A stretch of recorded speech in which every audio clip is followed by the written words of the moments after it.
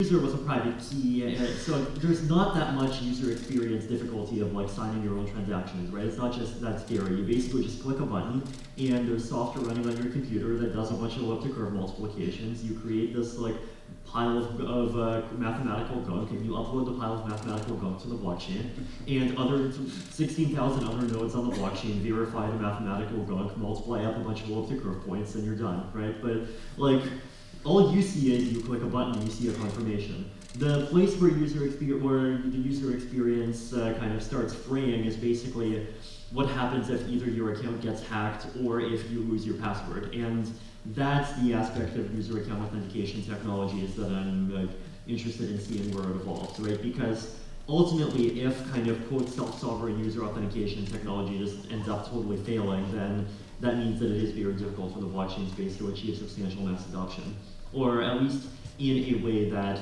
achieves a lot of its promises. You think we're going to see like a one password for the blockchain private keys, or a decentralized one password for? Possible. That's one option. Like I'm interested in social recovery. I'm interested in kind of multi-key schemes where you have one key and some server has one key. Social account recovery is interesting. Like basically, this is even used in some centralized systems today. So like for example, if you lose access to your WeChat accounts, then one of the ways that you can recover it is you can kind of basically try logging into the account, and then you have to like basically select like part of the security question is basically recognize which of these accounts are actually your contacts, and then after that, you basically, the WeChat sends some of your contacts confirmation codes, and you have to tell them what kind of off the chain, quote offline, to reply back with a message confirming those confirmation codes. And then if they do that, then your account gets unlocked, right? So it's kind of M-event social recovery. And I know like people are just trying to do that on the blockchain, so I'm trying to I'm very interested in seeing how well those kinds of things end up turning out in practice. I mean, there's obviously hardware wallets, there's different forms of multi-sig, there's like combined computer phone stuff. Like, I'm hoping that we'll see much more of these models get tried, and then we'll see if there is anything that ends up being both good enough for regular people to use and actually secure enough for regular people to be secure. And if not, then it'll just fall back to everyone using coin-based custody or whatever, and that'll be much less fun, but it'll probably still kind of work, and it'll be better than the status quo. The first time I see this was for utility tokens, and there's a lot of buzz lately about security tokens, which actually are shares in the company or fractional ownership of real estate. Do you think that's a significant development, and do you think how big do you think it's going to be compared to utility tokens? Tokenizing real-world assets, whether they're securities or gold or bonds or like fiat or like I don't know, like pixels of some Banksy photo or whatever, I think is like all interesting. I guess the question is, what value are you getting by blockchainifying it? And the value that I personally see is that, like, first of all, you get access to this open ecosystem of tools where you can trade these tokens. You can do things with them. You can use them as collateral in other applications. You can use them as a means of payments. You can use them you can store them. You can do financial contracts off of them, and all of this. And this is all happening on an open ecosystem. And so basically, any ERC20 token could work with any application that supports ERC20 tokens. And I could see how a lot of innovation could potentially end up springing out of that. So that's something that I'm definitely kind of excited by. As far as like tokenizing art, I know there's people excited about that, though I know there's also like not that much of that happening in practice, and I know there's people skeptical of it. Like, it doesn't seem psychologically that easy for people to make the leap from paying $40 million for a Mona Lisa painting to paying $40 million for a digital private key thingamajig that claims that it has some arbitrary attachment to a Mona Lisa painting. And that's like, okay, fine, I understand that. I don't really understand the art world in general anyway, when you can just like take a painting and then like make a copy that looks almost identical. I don't know, yeah.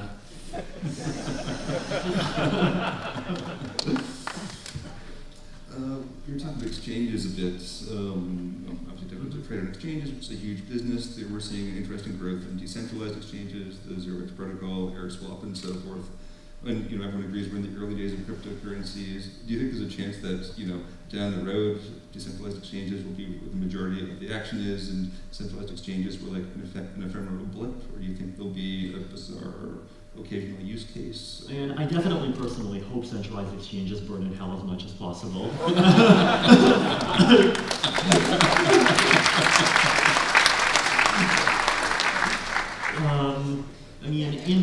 In practice, first of all, clearly I think on the fiat to crypto side, it's very difficult to decentralize because you ultimately are interfacing with the fiat world, and the fiat world is one that only has basically centralized gateways. So I do think that there's valuable services that are being provided there that are very hard to decentralize.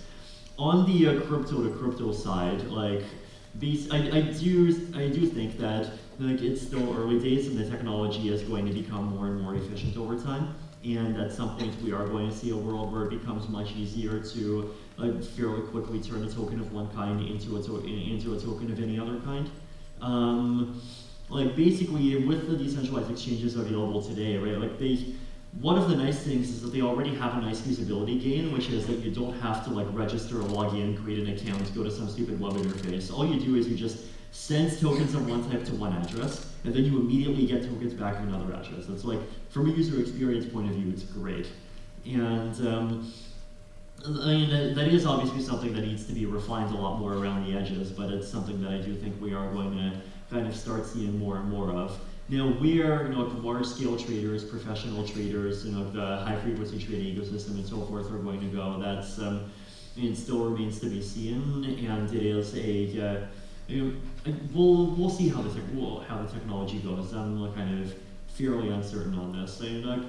Ultimately, I guess the better decentralized, even if centralized exchanges end up having a lot of volume, the better decentralized exchanges are at as a baseline, kind of the more happy I am, because that way we can really take away this stupid king-making power that these centralized exchanges have, where they have this ability to just decide which tokens become big by just deciding to list them and then charging these crazy $10 to $15 million listing fees.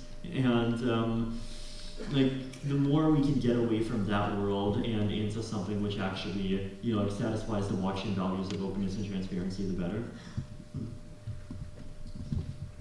This is a weird question I wanted to ask for ages, but the Bitcoin world, which I know reasonably well, which you come from, is full of fury and hatred and personal feuds and Reddit censorship and people constantly sniping on other conspiracy theories. And I'm not saying that the Ethereum world everyone sits together and seems kumbaya all the time, but there seems to be substantially less in the way of strife. Why do you think this is? I think part of it is what I had mentioned before, which is that kind of people know what the social contract is.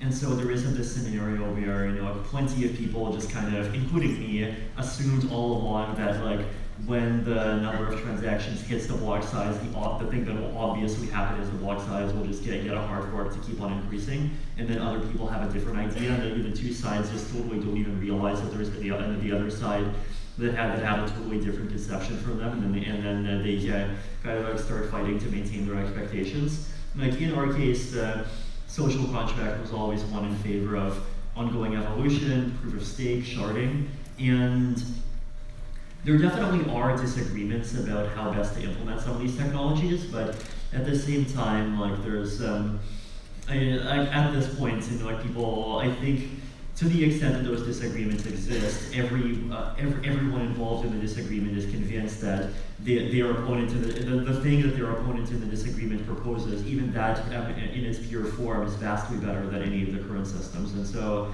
people see that their goals are kind of aligned in favor of moving forward, and people understand what forward means and what the sacrifices are required to get there.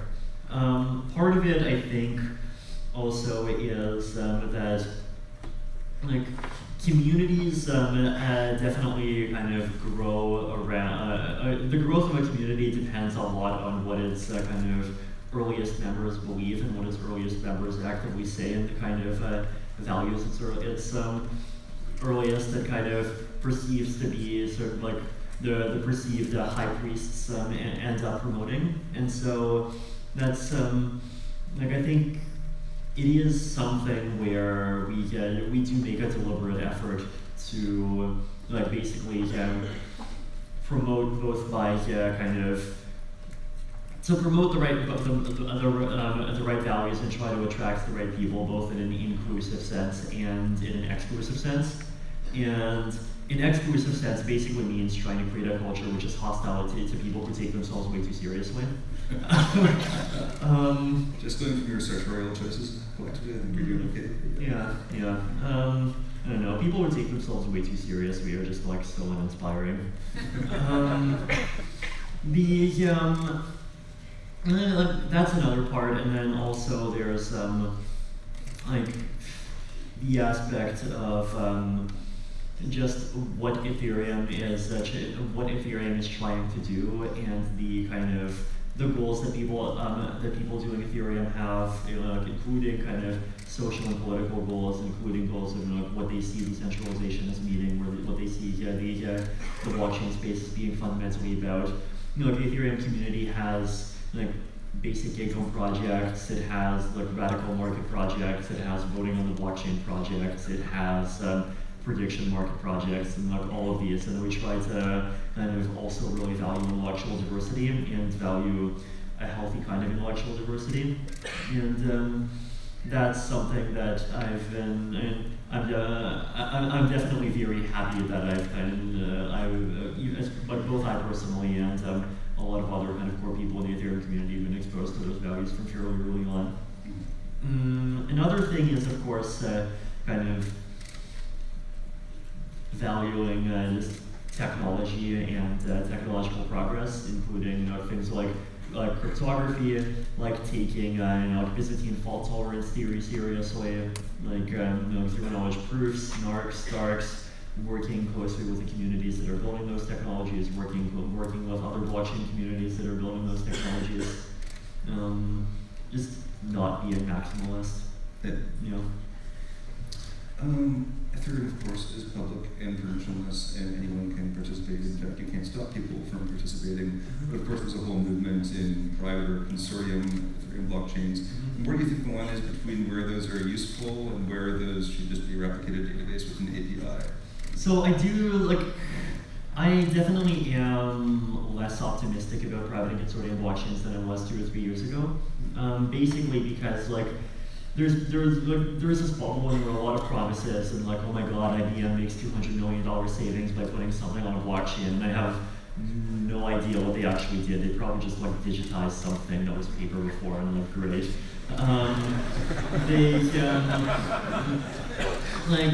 Basically what we ended up seeing is that a lot of these initial pilot projects just ended up not going very far. A lot of them ended up happening more slowly than everyone expected. A lot of them, and some of them end up just not being decentralized at all, right? There was one project I remember that was presenting, and it was this some Ethereum-based consortium chain. And their code on GitHub basically is a fork of Ethereum with some consortium BFT algorithm put in instead of the proof of work. And when they talk about their actual deployment, they talk a lot about how, oh wow, this is a business blockchain thing that's actually been running for over a year in production. Actually, their blockchain has 7 nodes, and all of these nodes are controlled by the same company. So this is where a lot of these projects are at, right?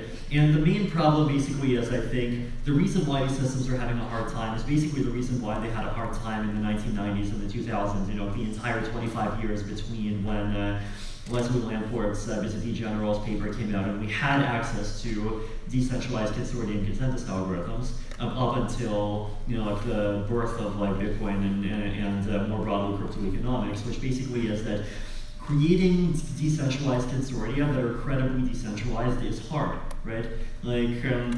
What often happens in these cases is that the first major company manages to join, but then you start hunting for the second and third company. And the second and third company, they're not as excited about joining because basically they're concerned that the system they're joining will turn them into vassals of the first big company to join and their pet little startup.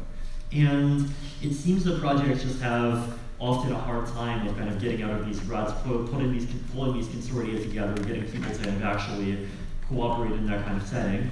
And whereas with the public approach, you have a network of 16,000 computers that actually can make much more credible commitments toward like basically not turning into some kind of monopolistic cartel.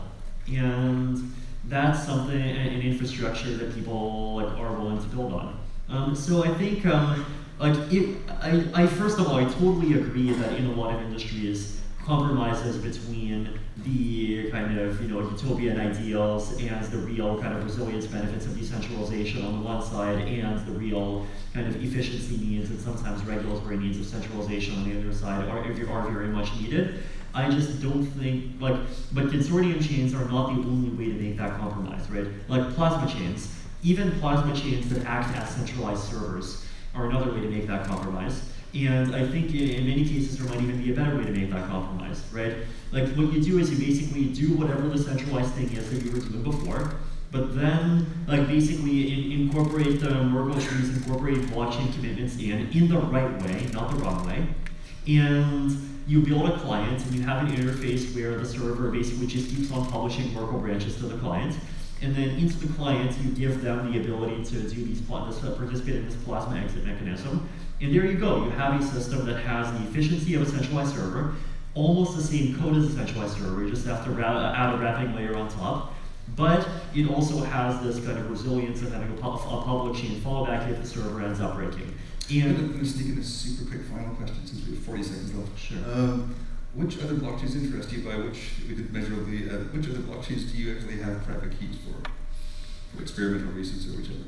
Ooh, well, a lot of this is kind of historical reasons, but Bitcoin, Bitcoin Cash, Bitcoin Gold, Bitcoin Uranium, Bitcoin Diamonds, Bitcoin Carbon Dioxide. Let's see. I got some Doge. I think I got some Zcash, and all sorts of Ethereum-based tokens. Right. Yeah. From a kind of technical standpoint, I do find the Zcash team, interesting and highly competent, and I do value their kind of clear and kind of well-expressed commitments to privacy. I think they're one of the other projects that's really gotten the culture thing down well. All right. Thank you very much. Thank you.